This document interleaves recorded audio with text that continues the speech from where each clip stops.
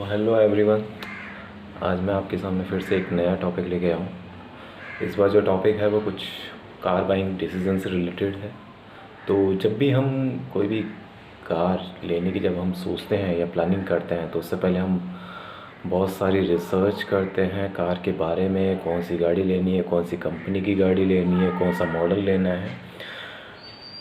और I think हमें करना भी चाहिए, क्योंकि हम कहीं ना कहीं अपनी हार्ड मनी, बहुत बड़ा अमाउंट हम कहीं ना कहीं पे कर रहे हैं और वो सही भी है। लेकिन हम सब कुछ करते हैं, लेकिन कहीं ना कहीं जब हम उस प्रोसेस में इन्वॉल्व होते हैं, जब हम किसी डीलर के पास जाते हैं या प्राइस कोटेशंस जब भी हम लेते हैं, तो हम कुछ एक चीज़ें हैं जो हम जिन पे रिसर्च करना भूल जाते हैं।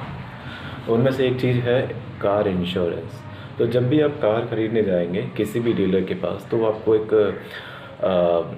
अमाउंट बताएगा कि इतने अमाउंट का आपका कार इंश्योरेंस होगा। तो आई वुड सजेस्ट कि आप जब जो भी डीलर जो भी आपको अमाउंट बताए उसको क्रॉस वेरीफाई करें।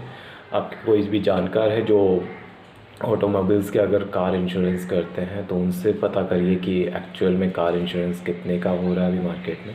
अगर वो भी नहीं कर सकते तो आप एक काम कर सकते हैं, आपके बहुत सारे ऑनलाइन प्लेटफॉर्म है, पॉलिसी बाज़ार है, या गूगल पे आप जाकर के बहुत सारी कम्युनिटीज़ बनी हुई है, वहाँ पर आप जाकर के सर्च कर सकते हैं कि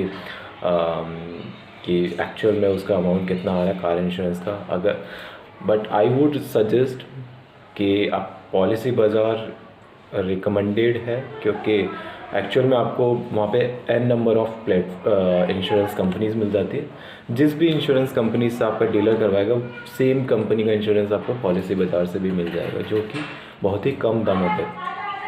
फॉर एग्ज़ाम्पल अगर मैं लेता हूँ अपनी ही कार का कार इंश्योरेंस, जहाँ मुझे कार डीलर ने मुझे 26,000 का कार इंश्योरेंस बताया था, जबकि वही सेम इंश्योरेंस मुझे पॉलिसी बाज़ार पे 16 से 18,000 के बीच में मुझे same car insurance provide online मिल रहा था। तो मैंने जब डीलर से बात की तो उसने मुझे कहा कि मैं चाहूँ तो मैं बाहर से ले सकता हूँ और मैं चाहूँ तो उनके थ्रू ले सकता हूँ। तो लेकिन जब मैंने उनको पॉलिसी बाज़ार का एग्जैक्ट सेम अमाउंट मैंने बताया, उनको 18,000 में मुझे मिल रहा है, तो वो एग्री हो गए सेम प्राइस पे देने पे। वो मुझे 19,000 पे देने पे एग्री हुए। तो आई वुड सजेस्ट कि अगर 2-3 हज़ार अगर एक्स्ट्रा ले रहा है डीलर अगर ऑनलाइन प्लेटफॉर्म से, वो कोई ज़्यादा बड़ी बात नहीं है। लेकिन हाँ, अगर अमाउंट इतना बड़ा है 10 हज़ार का अगर मार्जिन लेकर के चल रहा है, तो आई वुड सजेस्ट कि आप ऑनलाइन जा सकते हैं। आपको डीलर मना नहीं कर सकता। आप आरटीओ भी खुद करवा सकते हैं। जब भी आरटीओ को कोई भी चार्जेस बताता है कोई भी डीलर, तो आप उससे प्राइस ब्रेकअप मांगिए उस आरटीओ चार्जेस का, किस किस तरह के चार्जेस वो ऐड कर रहे हैं। बहुत बार ऐसा देखा गया है कि आरटीओ चार्जेस में बहुत सारे ऐसे चार्जेस वो ऐड कर देते हैं जो कि एज ए कस्टमर हम लोगों को पता नहीं होता। लेकिन जब वो ब्रेकअप बताएंगे तो शायद आप कुछ जान पाएंगे कि हाँ किस चीज़ का क्या चार्जेस है। और आप आरटीओ चार्जेस के लिए आप nearest your regional transport office है, वहाँ से भी आप पता कर सकते हैं कि क्या एक्चुअली आरटीओ चार्जेस हैं फॉर न्यू व्हीकल, और आपका जो एक्स शोरूम प्राइस है उसके अकॉर्डिंग, या जो भी आपका गाड़ी कार का वेरिएंट है उसके अकॉर्डिंग आपको वहाँ से जानकारी मिल सकती है। तो ये दो चीज़ें हैं जो कि एक कस्टमर बहुत ज़्यादा पैसा ठगा सकता है। तो आई वुड सजेस्ट कि जब भी आप कोई भी नई गाड़ी लेते हैं तो आप इन दो पैरामीटर्स को ज़रूर चेक करें, दो चीज़ों को ज़रूर चेक करें। तीसरी चीज़ हम एक और देख सकते हैं, जब भी आपको कोटेशन देता है कोई भी डीलर, कोई भी प्राइस ब्रेकअप बताता है किसी भी गाड़ी का ऑन रोड प्राइस, तो उसमें देखिए कि कोई एक्सेसरी चार्जेस तो उसने कहीं ऐड नहीं कर रखे हैं। For my case there was 2,000 rupees के समथिंग कुछ डीलर ने ऐड कर रखे थे, जिसका मैंने उन्हें पूछा तो उन्होंने कोई सेटिस्फैक्ट्री आंसर नहीं दिया। तो मैंने उन्हें कहा कि ठीक है आप ऐड कर रहे हैं, कोई इशू नहीं है, लेकिन आप 2,000 रुपीज़ की मुझे एक्सेसरीज़ लगा दीजिए। हाँ, थोड़ी सी मुझे ये बार्गिन करना पड़ा, लेकिन फाइनली मैंने वो 2,000 रुपये की एक्सेसरीज़ अपनी गाड़ी में लगवाई। तो इस तरह की चीज़ें हैं जो भी आपको लगता है कि हाँ आपको एक तो सबसे बड़ी आपको देना है एक्स शोरूम प्राइस आपको देना है, ये आप जान लीजिए।